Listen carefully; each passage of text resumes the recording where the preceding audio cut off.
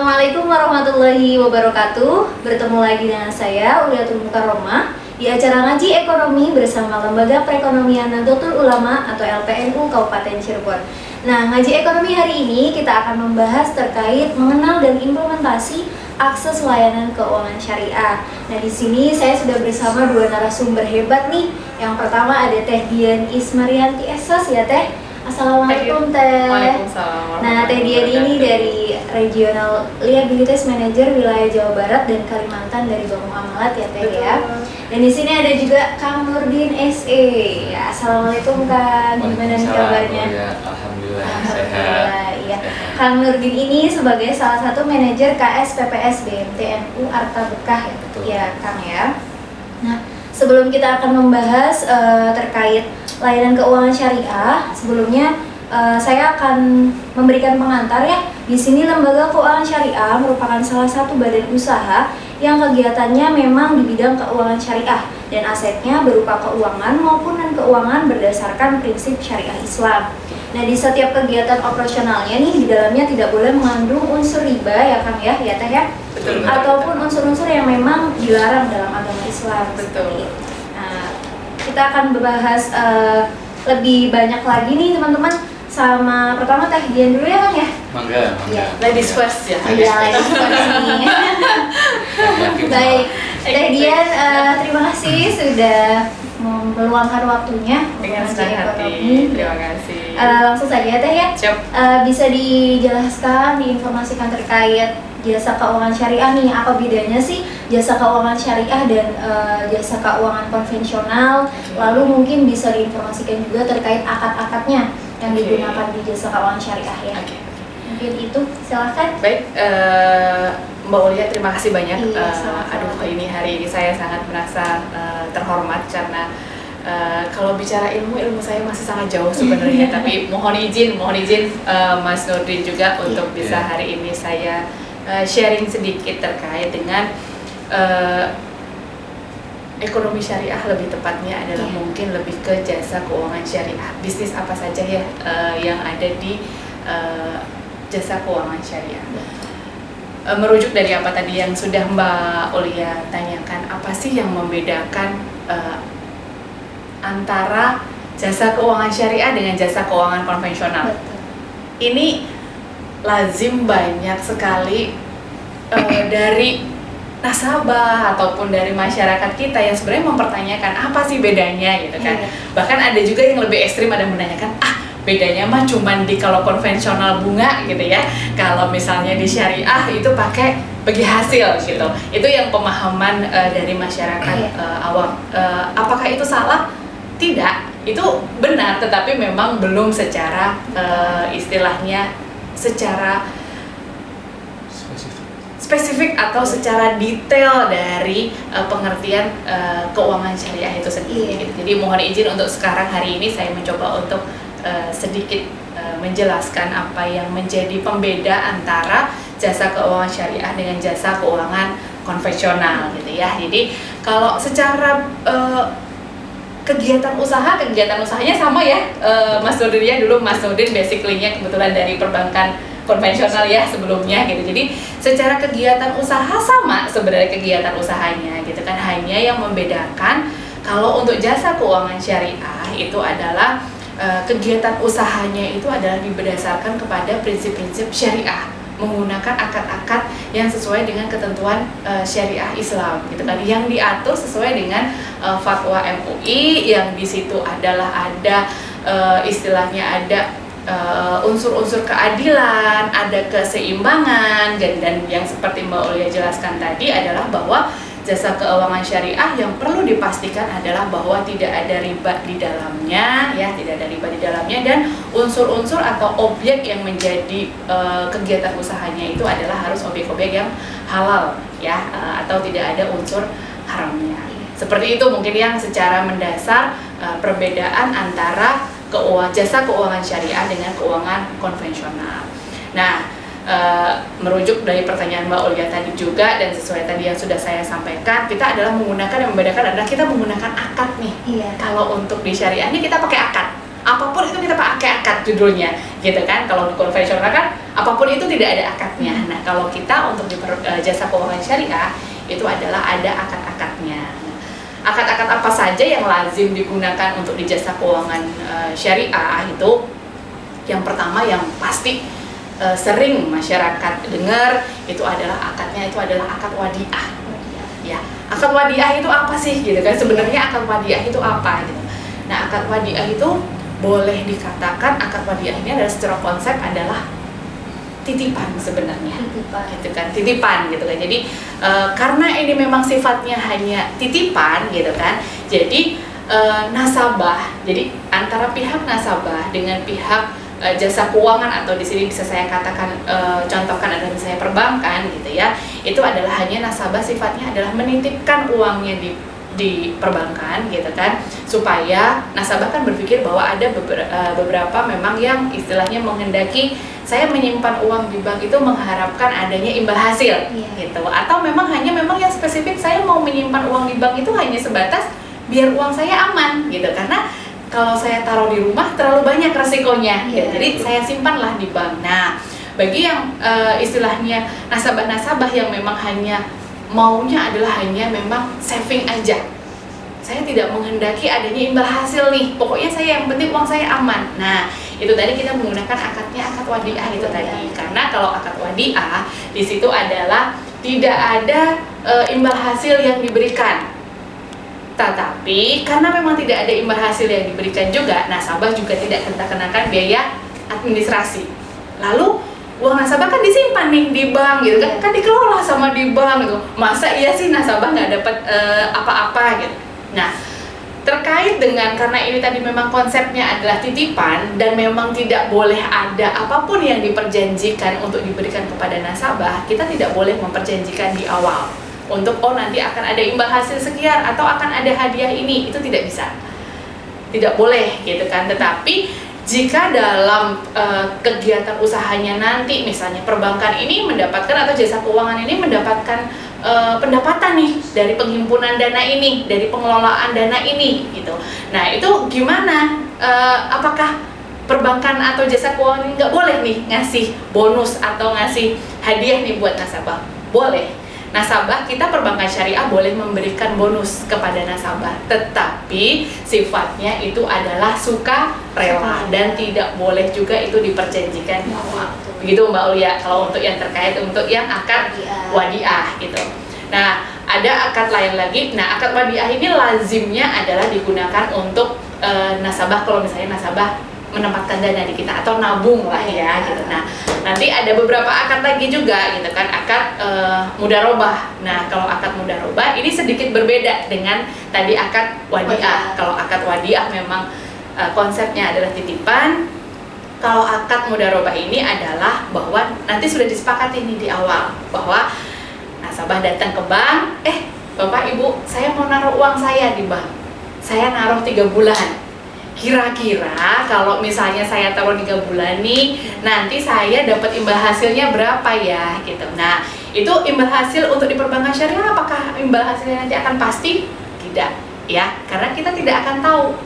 Kan uang ini akan disimpan di kita, dikelola. Nah, kita dikelola, pasti kita kan setiap kita mau memulai satu usaha, kita pasti berpikir kan, oh iya, saya misalnya contoh sederhananya misalnya pedagang beras misalnya, kan oh iya saya beli beras harganya 1.000. Oke, saya berharap bahwa dari saya kulakan 1.000 ini saya akan jual di harga 1.500. Saya berharap ada keuntungan 500 rupiah. Tapi pada realisasinya nanti pas pada saat 3 bulan apakah hasilnya pasti 500? Kan belum tentu ya Mbak ya gitu. Misalnya nanti pas ternyata setelah kulakan dari harga 10.000 ini tadi, ternyata besoknya beras naik lonjak gitu, jadi punya keuntungan misalnya jadi keuntungannya 1.000 gitu kan, ternyata nanti bulan kedua turun lagi nih, keuntungannya cuma 500, bulan ketiga keuntungannya 500 lagi gitu kan, berarti kan keuntungannya bisa melebihi dari 500 rupiah gitu kan. Nah, itu nanti disepakati dengan itu tadi yang dinamakan kalau di perbankan syariah atau jasa keuangan syariah itu ada nisbah. Jadi nanti pas pada saat nasabah menempatkan dana itu adalah ada nisbah yang disepakati. Oke.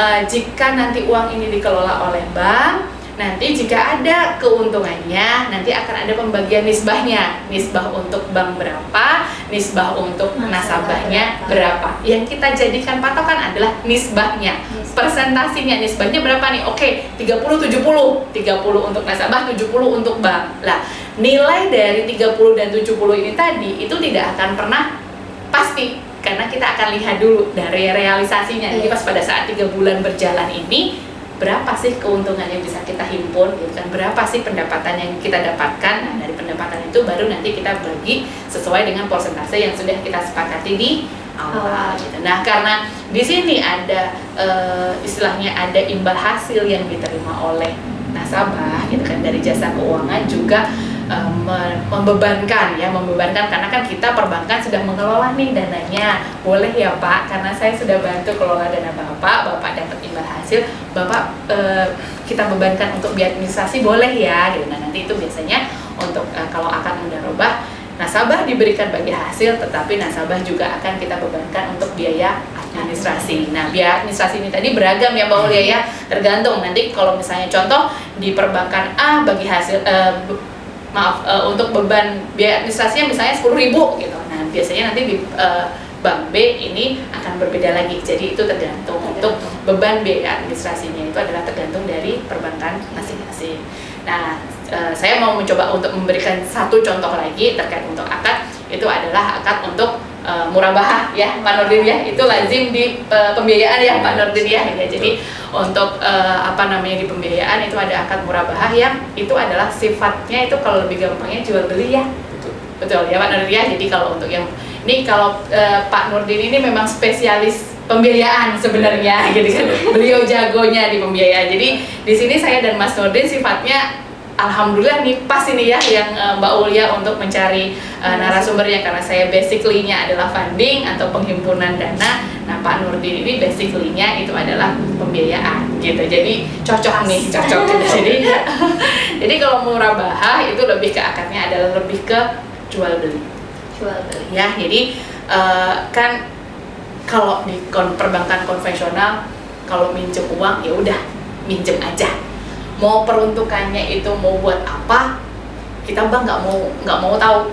Yang penting kita perbankan taunya adalah nyicilnya bener, tepat waktu, sudah gitu kan. Nah, kalau di syariah itu tidak diperbolehkan. Jadi kita harus jelas akadnya. Akadnya untuk apa nih? Oh, kalau misalnya akadnya untuk pembelian rumah.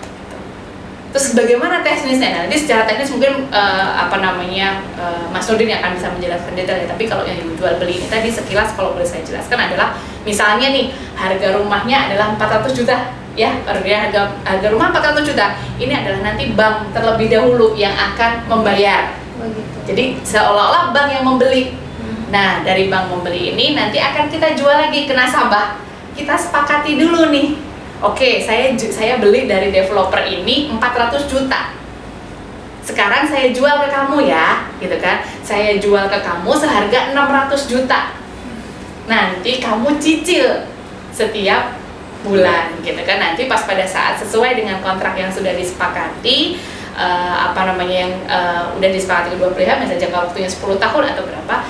Setelah nanti lunas ya Pak Nurdin ya, itu nanti baru diserahkan ke nasabah atau dihibahkan ke nasabah ya untuk kepemilikan rumahnya ini. Seperti itu sih Mbak Aulia. Jadi contoh-contoh untuk akad yang saat ini memang lazim atau digunakan untuk di jasa keuangan syariah. Apakah akadnya cuma cukup 3 itu tadi saja? Enggak. Akadnya cukup banyak sebenarnya. Cuman kalau mau kita bahas hari ini sepertinya nggak akan cukup ya Mas Nurdin ya gitu. Jadi kurang lebih adalah yang lazim digunakan akad-akadnya itu tadi. Baik, terima kasih ya Teteh ya. Siap, sini sama-sama. Mohon maaf nanti kalau ada kurang-kurang atau salah-salah ya gitu. Siap. Di sini udah dijelasin nih teman-teman terkait perbedaan jasa keuangan syariah ataupun konvensional. Nah, yang kalau jasa keuangan syariah ini memang menggunakan prinsip atau akad syariah seperti betul. ya. Kalau konvensional tidak. Nah, apakah produk-produk dasar dari jasa keuangan syariah itu semuanya sama Teh sebelumnya? Kalau kita bicara secara produk perbankan jasa keuangan syariah itu semuanya sepertinya sama ya Mas Nurdin ya, dari dulu nggak pernah berubah ya gitu. Jadi produk utama dari jasa keuangan syariah itu pada prinsipnya hanya ada dua sebenarnya. Yang pertama adalah penghimpunan dana. Kalau sekarang sih bahasa kerennya funding, Mbak, gitu ya. Yang kedua adalah penyaluran dana, gitu, atau penyaluran dana atau lending. Gitu.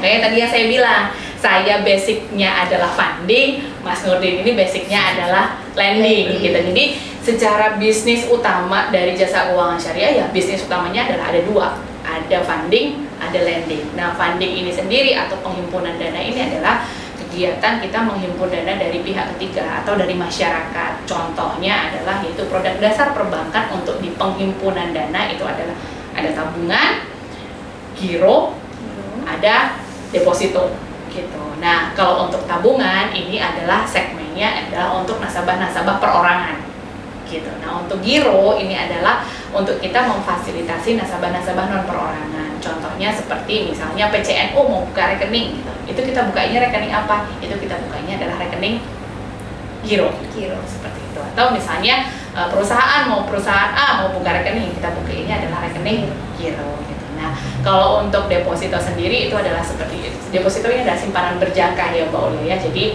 nasabah menempatkan dananya untuk jangka waktu tertentu gitu. Nah, jangka waktunya itu mulai dari 1 bulan, 3 bulan, 6 bulan, dan juga 1 tahun. Seperti itu. Itu sih untuk yang produk untuk yang penghimpunan dana. Nah, untuk yang penyaluran dana atau untuk yang lending ya, pembiayaan-pembiayaan yang lazim ada di semua perbankan itu adalah KPR, multiguna gitu ya. Itu sih untuk yang secara produk dasar dari jasa keuangan syariah. Prinsipnya hanya ada dua itu.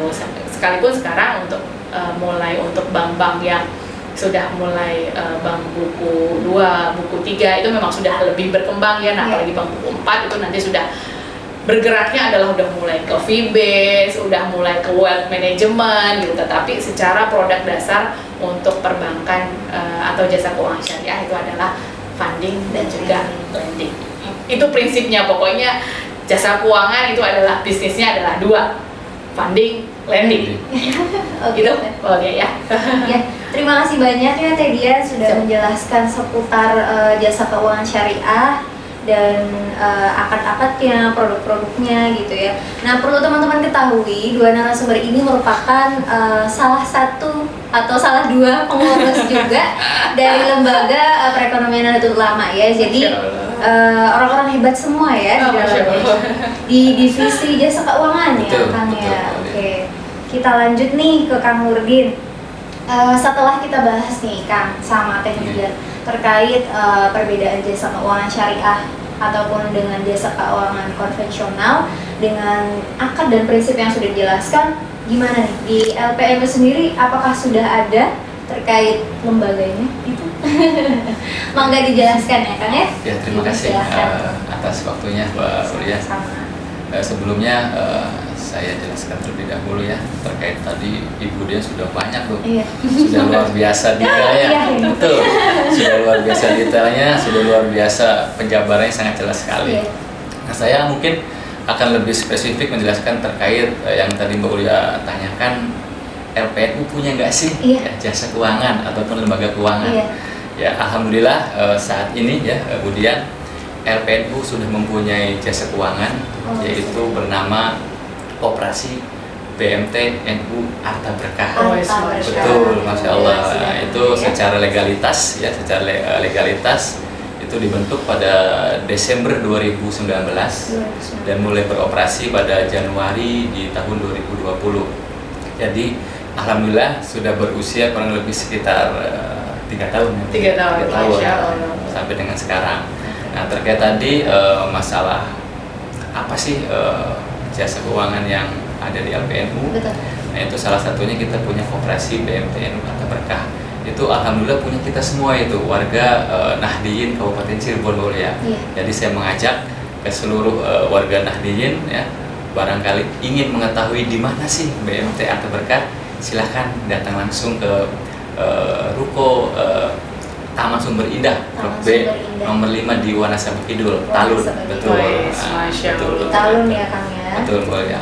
Ya, jadi kita sudah punya BMT NU Arta Berkah, boleh seperti Kalau boleh tahu nih berapa sih Kang anggotanya, kan udah berjalan Oh 3 iya, tahun betul. nih. Alhamdulillah dari Januari 2020 ya sampai dengan sekarang ya, Iya. per kemarin di akhir 2022 ya, kita sudah mempunyai anggota sebanyak 1.180 baru ya. kurang lebih. 1.100 Luar Betul, biasa. alhamdulillah. Anggota kita itu tersebar di seluruh kabupaten Cirebon baru ya. Betul. Itu alhamdulillah. Bisa diinformasikan juga nggak nih Kang dari KSPPS atau Koperasi BMT NURKPK ini udah ada produk apa aja nih? Oh iya, betul Mbak Lia, terima kasih. Terkait tadi yang dijabarkan Budian, ya, itu mungkin salah satunya Salah satu. produknya ada di BMT kita. Ya, salah satu yaitu produk funding dan lending ya Budian. Iya, Betul. betul, Nah, betul, betul. Fundingnya itu kita punya produk yang namanya Wadiah, Wadiah. ataupun produk titipan.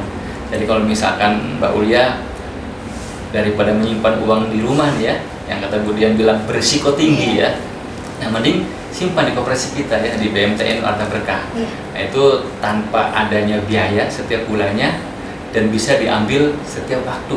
Setiap Contoh misalkan Mbak Ulia nabung hari ini, nah besok ataupun lusa bisa diambil kembali uangnya. Oh, gitu. Betul, tidak ada harus di hold jangka waktu. Iya. Nah, namanya juga produk Wadiah. Wadiah ataupun titipan itu Mbak Ulia, seperti itu. Baik, ada Wadiah di sini ya. Betul. Kang, ya. Mungkin ada lagi produknya? Ada lagi programnya, yaitu namanya kita punya program yang namanya simpanan berkah khusus ya, Simbersus. Simbersus. Simbersus itu misalkan Mbak Ulia ingin menyimpan ataupun anggota ingin menyimpan sejumlah dana, pengen hadiah nih ya, ataupun Oke. saya punya uang sekian pengen hadiah TV ataupun motor, Iya, itu iya, bisa. iya. Oh, bisa. Itu namanya produknya simpanan berkah khusus Mbak Ulia. Simbersus. Tentunya dengan syarat-syarat dan ketentuan tertentu. Iya. Gitu. Untuk hadiahnya bisa milih berarti kan? Hadiahnya itu tergantung dana yang akan Tergantung. disimpan. Oh, gitu. Betul Mbak Ulia. Tergantung jumlah Betul, uangnya. jumlah uang yang ya. disimpan. Ditambah dengan mungkin dengan jangka waktu tertentu ya. Ditambah dengan Mas jangka Fadil, ya. waktu tertentu. Misalkan kita simpan di hold selama 6 bulan, hadiahnya apa?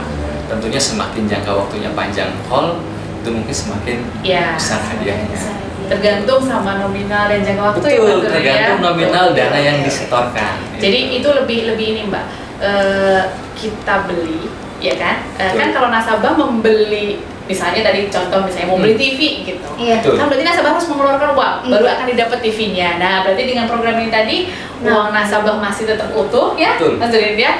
TV-nya bisa Dapat. didapat, gitu. Cuman memang itu tadi uangnya memang disimpan dulu, Betul. Simpan gitu. dulu dengan nominal tertentu dan jangka waktu tertentu. Betul, Betul. jadi dapat dua keuntungan Bu. Iya. Uangnya Barang tidak dapat, berkurang. uangnya pun tidak Berkurang. Betul. Begitu.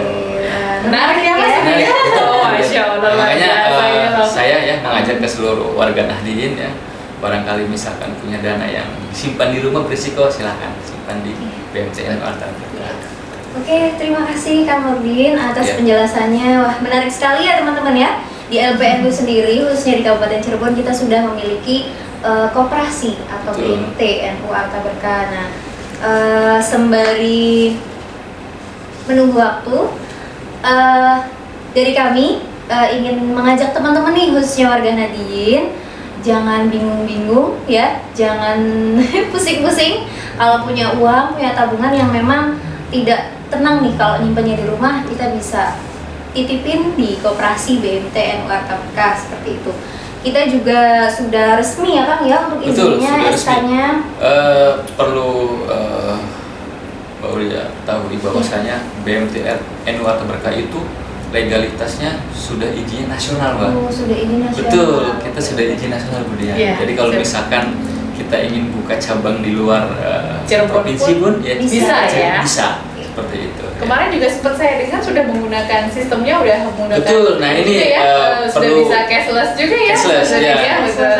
Mbak Ulia perlu saya sampaikan juga. Iya, boleh. Ini BMT NU Arta Berkah itu kita sudah sistem cashless. Cashless. Kita sudah punya BMT Mobile kemudian. Iya. Artinya betul. seperti apa ya, m-banking seperti Iya, bank iya, umumnya. iya. Jadi kalau misalkan Mbak Uya ingin cek saldo nih, misalkan Mbak Uya punya tabungan di Iya. BMT Arta Berkah, cek saldo, cuma hanya lewat apa namanya handphone Android, Iya. bisa kelihatan tuh saldo Mbak Ulia berapa. Kayak yang banking biasa itu Betul, ya, Pak, misalkan ya. pengen transfer ke antar bank bisa Iya, Mbak. bisa. Dan biayanya pun sama, Iya, relatif sama. murah.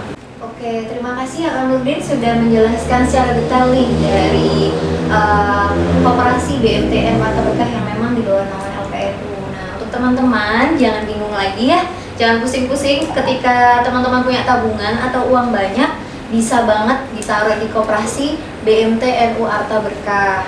Nah, kalau boleh tahu nih Kang, gimana sih caranya jadi anggota BMTNU Arta Berkah biar teman-teman semakin bisa ikutan juga jadi anggota aktif gitu? Ya, terima kasih Mbak ya. Iya. Itu syaratnya mudah Mbak. Syaratnya mudah Tak ya. sesulit yang Mbak Ulia bayangkan mungkin. Ya, khusus untuk menjadi anggota BMTNU Arta Berkah, cuman hanya bermodal KTP Mbak Ulia. KTP aja. Betul. Oke, KTP, baik. datang langsung ke kantor kami yang berada di Taman Sumber Indah itu, dengan menyetorkan setoran awal 60.000 Bu Dia. Oh, Masya Allah, Iya, 60.000 murah aja ya. loh ya. Betul. Banyak 60.000 ratusan. itu menjadikan saldo pertama Bu Oke, Dia. oke. Hanya itu saja ya Kang? Betul, syaratnya mudah dan langsung terkredit pada hari itu juga. Betul. Real time lah Real ya. time. Selain itu juga langsung akan kami fasilitasi dengan tadi tuh BMT Mobile. Betul, Dengan langsung pengaktifannya, mendaftarkan. aktivasi BMT Langsung di tempat. di situ. Betul Bu ya. Berarti dengan buka rekening, dengan buka pembukaan rekening 60.000 itu Betul. bisa dapat buku, Betul. langsung bisa Langsung dapat di-downloadin untuk aplikasi. mobile bankingnya juga ya. Betul. Oh, Dan satu luar lagi biasa. kemudian bisa mendapatkan fasilitas pinjamannya. Oh, Masya Allah, luar Khusus- biasa loh. Khusus untuk Anggota berarti anggota yang ya. mempunyai Oke. usaha yang memang kebetulan butuh permodalan, silakan bisa mengakses. Itu untuk bisa dapat permodalan atau pembiayaan ini tadi, itu bisa langsung begitu jadi anggota langsung bisa Ikut. ngambil pembiayaan atau harus menjadi anggota berapa lama dulu nih, Mas Rudi? Betul, secara ketentuan harus minimal 3 bulan sampai dengan 6 bulan Oke. menjadi anggota koperasi. Nah, Siap, tentunya kalau misalnya memang ada kebutuhan terkait tadi permodalan, Iya. butuh tambahan modal, Mhm. baru ajukan ke kami. Kami akan analisa seperti itu. Oke. Satset ya, Kang, ya? Satset. Sekarang memang kuncinya harus begitu. Mas. Betul. Iya. Kalau nggak satset nanti nggak dapat bisnis Nah, lah. ya. Bisnis ketinggalan zaman nih nanti ya. Oke. Jadi ini nggak bakal nggak bakal salah pilih ya teman-teman. Lembaga Perekonomian Nahdlatul Ulama khususnya di Kabupaten Cirebon, teman-teman bisa langsung jadi anggota di BMTNU Arta Berkah. Ini baru pertama kali aku dapat informasi ya, dengar BMT udah ada m-bankingnya ya teman-teman. Dan di sini kata Kang Nurdin syaratnya cuma satu, cuma bawa KTP aja, langsung datang ke kantor BMTNU Arta Berkahnya dan langsung bisa aktivasi dan bawa 60.000 untuk tabungan awal Bukan dan rekeningnya. Betul, boleh ya. jadi untuk warga Nahdien silahkan berbondong-bondong karena koperasi ini satset banget, up to date banget dan gak bakal salah pilih gitu ya. Silakan untuk menjadi anggota dari BMTN Arta Berkah. Alhamdulillah, Masya Allah luar biasa hari ini ya. Saya diberikan kesempatan hari ini untuk Iya. bisa menyampaikan sedikit sharing tentang jasa keuangan syariah. Dan luar biasa, saya cukup terkejut ini tadi ya dengan koperasi NU Arta Berkah ya, Mas Nurdin ya, dengan anggotanya yang sudah sangat luar biasa, sudah 1.000 lebih ya, Mas Iya. Nurdin. Dan ini harus menjadi satu kebanggaan buat kita para warga Nahdien, utamanya bahwa kita sudah memiliki jasa keuangan syariah yang sudah berjalan cukup lama, kurang lebih 3 tahun ya Mas Nurdin ya.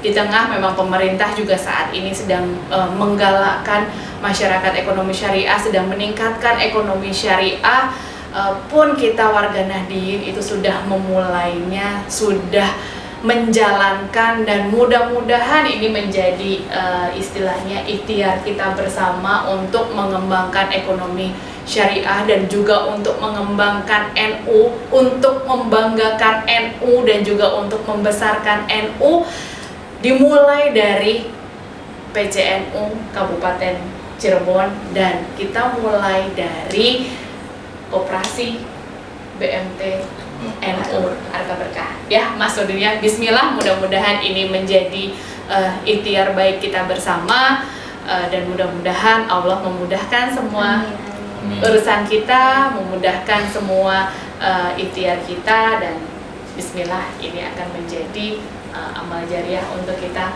bersama. Gitu Mas Nurdin? Mulia ya? Iya. Oke, Terima kasih terima banyak. kasih Iya. atas kesempatannya, terima kasih. Mungkin bisa dilanjut closing statement dari kamu lagi. Ya, terima kasih. Terakhir dari saya, ya, ini sangat luar biasa ya. BMT kita merupakan ikhtiar dari lembaga perekonomian ya, Mbak Ulia, yang tadi Bu Dian katakan harapannya bisa membantu seluruh warga Nahdien ya, terutama warga Kabupaten Cirebon yang memang yang tadinya kesulitan secara finansial bisa kita bantu secara permodalan. Dan wabil khusus untuk warga Nahdien yang memang ingin menyimpan dananya, yang khawatir menyimpan dananya di rumah, silakan simpan di BMT Arka Berkah. Karena apa? Karena dana yang warga titipkan ke kami akan kami salurkan ke warga yang membutuhkan, terutama warga Nahdien Kabupaten Cirebon. Itu Mbak Ulia. Terima kasih. Terima kasih banyak Teh Dian, Kak Nurdin ya. Yes, terima kasih. Saya sangat bahagia sekali narasumbernya orang-orang hebat semua, dan semoga salah satu ikhtiar dari LPNU di Koperasi BMT Arka Berkah ini semakin berkembang, semakin maju ya. Dan Amin. untuk teman-teman semua khususnya warga Nahdien, jangan lupa kita sudah menapaki di abad kedua. Semoga perekonomian Nahdlatul Ulama khususnya bisa lebih maju dan berkembang lagi seperti itu. Mungkin Haji Ekonomi sore hari ini dengan Lembaga Perekonomian Nahdlatul Ulama Kabupaten Cirebon sampai di sini saja. Jangan lupa untuk teman-teman subscribe di NU Cirebon ya, di kanal YouTube-nya. Jangan lupa untuk subscribe, like, dan share. Terima kasih. Wassalamualaikum warahmatullahi wabarakatuh.